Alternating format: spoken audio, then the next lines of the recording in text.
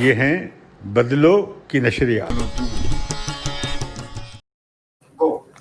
ناظرین، بدلو کے پروگرام کافی ہاؤس میں ہم حاضر ہیں۔ جیسا کہ آپ جانتے ہیں کہ ہمارا کافی ہاؤس پروگرام جو ہے یہ ادب کے حوالے سے ہے۔ آج ہمارے مہمان ہیں پاکستان کے معتبر معروف شاعر ابرار احمد۔ نظم کے حوالے سے پاکستان میں ایک ممتاز مقام ہے ان کا۔ اور دوسرے ہمارے مہمان ہیں امیر حسین جعفری، وہ بھی شاعر بھی ہیں اور دانشور بھی ہیں۔ سب سے پہلے ہم گزارش کریں گے اپنے آج کے مہمان، بلکہ یہ کہنا چاہیے کہ آج کے مہمان خصوصی جناب ابرار احمد سے کہ وہ اپنی نظم ہمیں سنائیں، اور پھر اس نظم پر بات کریں گے امیر حسین جعفری صاحب، اور کچھ میں بھی اپنی رائے کا اظہار کروں گا۔ جناب ابرار۔ جی بہت شکریہ۔ نظم کا عنوان ہے جوتے بہت کاٹتے ہیں۔ جوتے بہت کاٹتے ہیں، رات بھر کون تھا ساتھ میرے جسے میں بتاتا رہا اس جگہ شہر تھا۔ رات بھر کون تھا ساتھ میرے جسے میں بتاتا رہا اس جگہ شہر تھا، اور سیٹی بجاتے ہوئے نوجوان اس پہ اتری ہوئی رات سے یوں گزرتے کہ جیسے یہی ہو گزرگاہ ہستی، اسی میں کہیں ہو سراغ تمنا۔ بہت اچھا۔ یہاں موڑ تھا جس پہ بس ٹھہرتی، کیا نہیں، یہاں موڑ تھا جس پہ بس ٹھہرتی، اور مسافر اندھیرے میں تحلیل ہوتے تو ہم چاپ سن کر انہیں زندگی سے گزرتے ہوئے دیکھتے اپنی نیندوں کی چادر ہٹا کر۔ واہ واہ، کیا مصرع ہے۔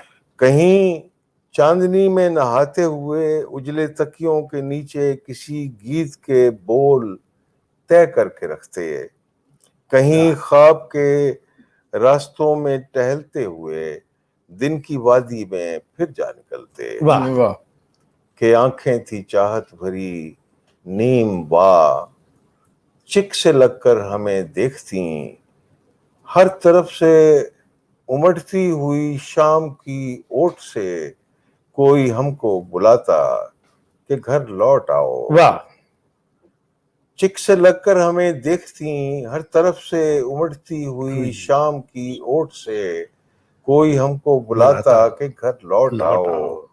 کہاں پر بھٹکتے ہو، کیوں در بدر ہو، تو ہم اپنے ہاتھوں کا کیچڑ چھپائے ہوئے گھر میں پرچھائیوں کی طرح سے اترتے۔ واہ واہ واہ واہ، تو ہم اپنے ہاتھوں کا کیچڑ چھپائے ہوئے گھر میں پرچھائیوں کی طرح سے اترتے، کہیں اونچی نیچی اکھڑتی ادھڑتی ہوئی شاہراہوں پہ کھائی ہوئی ٹھوکروں کے تسلسل میں ہم نے پکارا بہت ان سویروں کی مہکار کو جن کی شبنم ہمارے دلوں میں ہمیشہ سے گرتی رہی۔ واہ واہ، پھول پھل بھی ملے، خوشبوئیں بھی ملیں، اور تم بھی ملے۔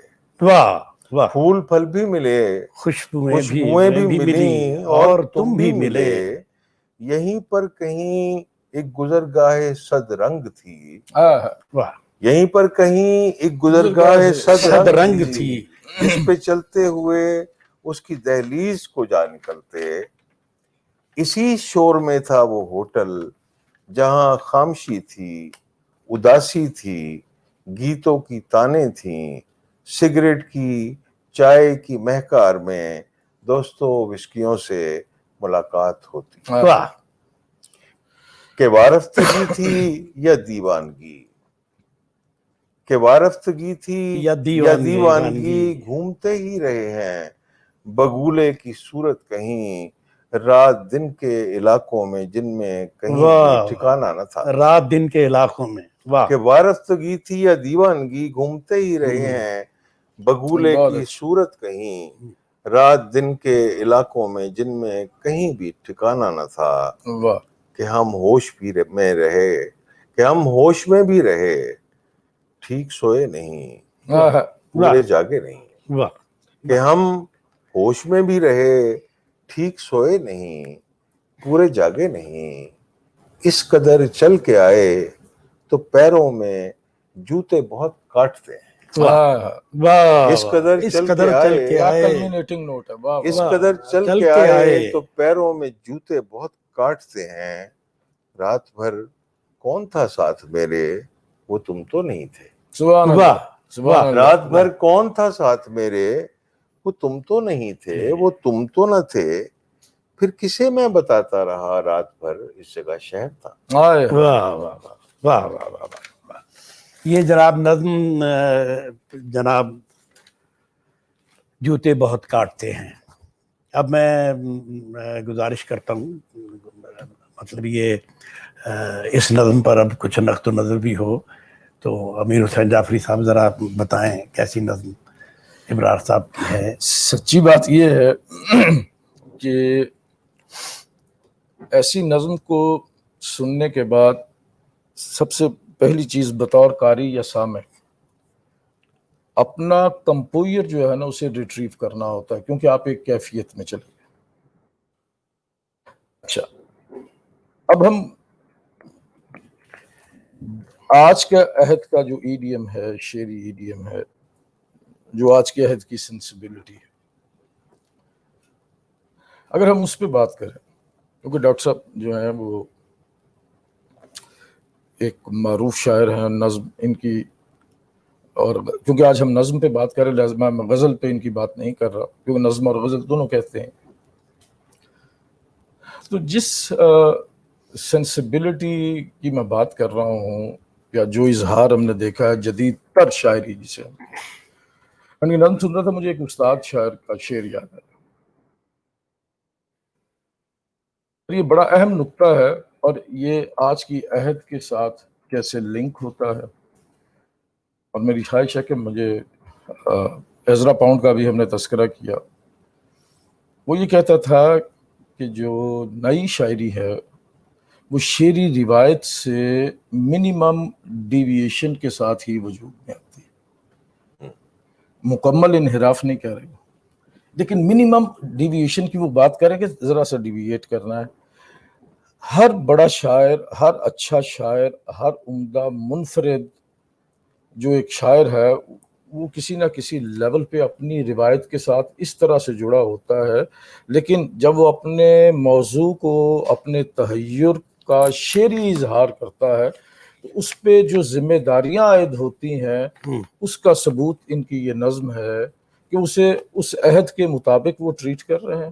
اچھا، نہ صرف جو اس عہد کی سینسیبلٹی ہے بلکہ اس کی سینسیبلٹی میں اضافے کا بھی باعث وہ جو ایک سوچنے اور سمجھنے کا یا نظم پہ ایک خاص مزاج کی گفتگو ہے، وہ یہ بھی ثابت، کیونکہ ہر اچھی نظم اپنے تنقیدی سانچے ہر بار نئے متعین کرتی ہے. یہ نہیں ہے کہ اس کے ساتھ جو رائج ٹولز ہیں آپ ان پہ بات کرنا شروع کر دیں. مجھے وہ استاد، مجھے نام ذہن میں نہیں ہے، کمال شعر ہے ان کا کہ گزروں ہوں کس جگہ سے، گزروں ہوں جس جگہ سے، کہتے ہیں وہاں کے لوگ، ہے کوئی دن کی بات، یہ گھر تھا یہ باغ تھا. واہ واہ واہ. جلتا ہے پڑا خسوخا شاخ میں ملا، وہ گل کے ایک عمر چمن کا چراغ تھا.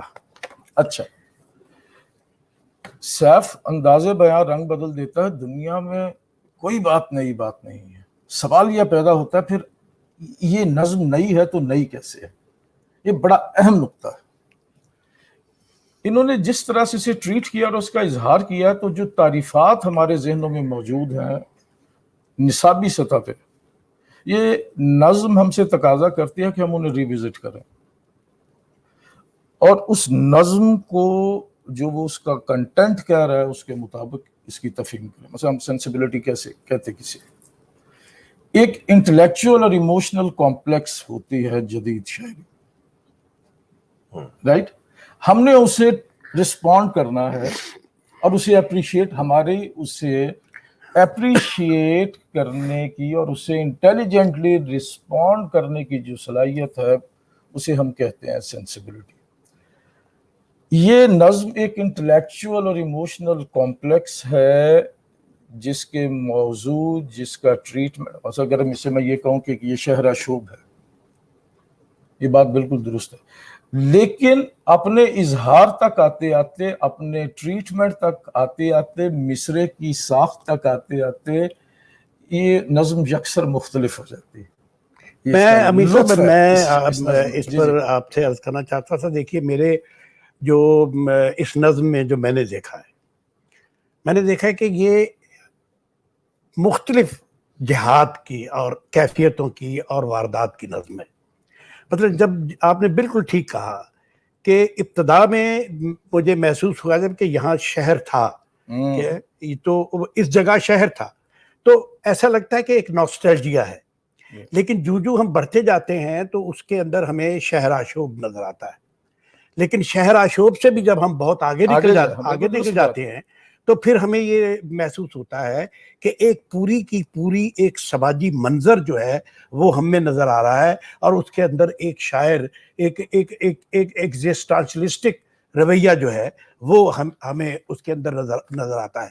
لیکن اس میں جو سب سے بڑی خوبی جو اس نظم کی ہے وہ یہ ہے کہ اگرچہ مجھے یہ مختلف جہات اور مختلف وارداتوں کی نظم نظر آتی ہے، اس کے باوجود اس کے اندر ایک دلاویز اور ایک دل گداز مجموعی تاثر ہے. ایک ایسا مجموعی تاثر جو آپ کو بہت بڑے مثال کے طور پر ایک نظم تھی بائرن کی کہ وین وی پارٹڈ، تو وہ دیکھے کہ وہ آخر میں جا کے وہ، اور اسی طرح ایک ایج اینڈ یوتھ کالریج کی، اور جس میں وہ بھی جو ہے وہ اس طرح آ کے بات کرتا ہے کہ نوسٹلجیا بھی ہے اس میں. اور وہ لیکن ان دونوں شاعروں کی جو میں نے بات کی ہے وہ یہ ہے کہ ڈکشن کتنی خوبصورت. وہاں مثلا وہاں انہوں نے ایک لفظ استعمال کیا ہے کہ ایک پاگل ہوا، جس کا ترجمہ ہم کر سکتے ہیں اسی طرح یہاں دیکھیں نا، میں اسے دیکھ رہا ہوں کہ اپنی نیندوں کی چادر ہٹا کر دیکھیے کیا خوبصورت چیز ہے. اور پھر کہیں خواب کے راستوں میں ٹہلتے ہوئے دن کی وادی میں پھر جا نکلتے. اب یہ جو خواب کے راستے ہیں، یہ خواب کے راستے کون سے ہیں؟ یہ خواب کے راستے ایک شاعر کے ایسے راستے ہیں جو کہ وہ پوری ایک سماجی زندگی اور اپنے ارد گرد کے معاشرے کے حوالے سے خواب کے راستے جو ہے وہ دیکھ رہا ہے، اور اس کے بعد وہ دن میں آ نکلتا ہے. اسی طرح آپ دیکھیں کہ گھر میں پرچھائیوں کی طرح سے اترتے، اور گزرگاہ صدرنگ جس پہ چلتے ہوئے اس کی دہلیز کو یہاں رومانس جو ہے وہ کس قدر خوبصورت ہے. اور یہاں میں ایک اور یہ دیکھیں ٹائم، وقت کو انہوں نے کس قدر خوبصورت کہ وارفتگی تھی یا دیوانگی، گھومتے ہی رہے ہیں بگولے کی صورت کہیں رات دن کے علاقوں میں. اب رات دن کا علاقہ جو ہے وہ وقت ہے، اب رات دن کا علاقہ جو ہے وہ وقت ہے. اور کیا خوبصورت طریقے سے اسے، اور مجھے ایک بات اور، رات دن کے علاقوں میں جن میں کبھی بھی ٹھکانہ نہ تھا، یعنی وقت میں جو ہے وہ زندگی کا ٹھکانہ جو ہے وہ لگنا. لیکن ایک بات میں ایک آخری بات میں اس میں کہنا چاہتا ہوں کہ شاید ڈاکٹر صاحب مجھے نہیں پتا ابرار صاحب اس سے ایگری کریں گے کہ نہیں، کہ اس کے اندر جو ایک پیتھوس ہے نا، وہ جیسے احمد شمیم کی وہ نظم ہے کہ ہمیں ماتھے پہ بوسہ دو، اس طرح کی ایک خوبصورتی جو ہے وہ، اور اس کا ڈکشن جو ہے بہت خوبصورت ہے. ڈکشن جو ہے وہ اتنا خوبصورت ہے. وقت کیونکہ کم رہ گیا، میں ایک بڑی اہم بات جو ہے نا میں کرنا چاہتا ہوں کہ یہ ایک وینٹیج پوائنٹ ہے جہاں سے نظم شروع ہوتی ہے. نظم کا شاعر اور نظم کے قاری وہ یہ تربیت رکھتے ہیں کہ یہاں ایک شہر تھا، وہ چلتا چلتا اچھا اس وینٹیج پوائنٹ سے پہ کھڑا کر کے قاری کو جب یہ بات کرنی شروع کرتے ہیں تو وہ ایک وقت ہے جو نہیں ہے، اور وہ وقت ایک گریٹر ویلیو ہے، ایک اعلیٰ قدر ہے جو کہ دکھائی نہیں دے رہی. اچھا اب بات یہ ہے کہ اگر ہم اس پہ، ہمارے پاس وقت کیونکہ کم ہے، میرا دل چاہ، میں نے شروع میں پروگرام میں کہا تھا آپ سے کہ یہ انصاف نہیں ہو سکے گا. لیکن میں یہ سمجھتا ہوں کہ جس نظم کا انہوں نے جو اظہار کیا، جس کی میں نے بات کی کہ یہ جدید تر نظم جو ہے، یہ ایسا کمال ہے اس شاعری میں، ڈاکٹر صاحب کی شاعری میں، تازہ کاری ایسی ہے کہ وہ اس کا اظہار جو ہے نا وہ ان کا جو ہے نا پارٹ اینڈ پارسل ہے، فلیش اینڈ بلڈ ہے. یہ کاروڈ نہیں ہے کہ آپ کہیں کہ یہ ایفرٹ کے بعد یہ جو ہے نا نظم نے اس طرح سے اس کا اظہار ہوا ہے.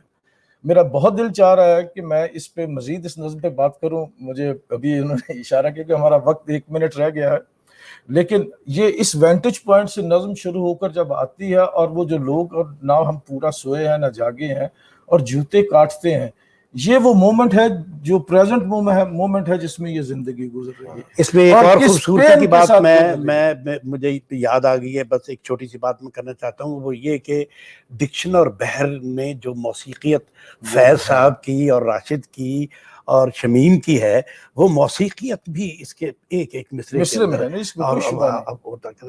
ناظرین، آپ کا بہت شکریہ، بہت مہربانی جناب ابرار صاحب کی بھی اور جناب امیر حسین جعفری صاحب کی. ہمیں یقین ہے کہ آپ کو ہمارا یہ پروگرام پسند آیا ہوگا، اور آپ ہمیں جو ہے وہ اس پر ہمارا پروگرام بھی دیکھتے رہیے، اور ہمیں امید ہے کہ آپ ہمارے ساتھ بدلو کے پروگرام کے ساتھ آپ چلتے رہیں گے. شکریہ، بہت شکریہ جی. یہ ہیں بدلو کی نشریات.